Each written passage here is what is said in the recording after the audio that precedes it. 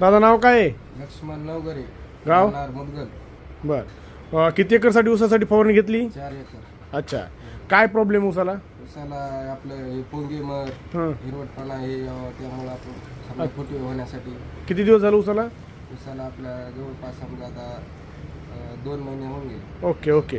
ह्या फवारणीमध्ये तुम्ही एक कीटकनाशक, एक टॉनिक, एक विद्रव्यखेत आणि स्टिकर घेतले. हां कीटकनाशकमध्ये घेतले तुम्ही BSF कंपनीचं इम्युनेट. हां हे खोडकिडी, कांडेकिडी, पोंगेमर किंवा लष्करी अळीसाठी काम करणारे जबरदस्त आहे. ह्याचं ड्रिपमधून देऊ शकता आणि फवारणी करू शकता. तुम्ही फवारणीमध्ये घेता. ओके. हे किती लिटरचा पंप वापरता?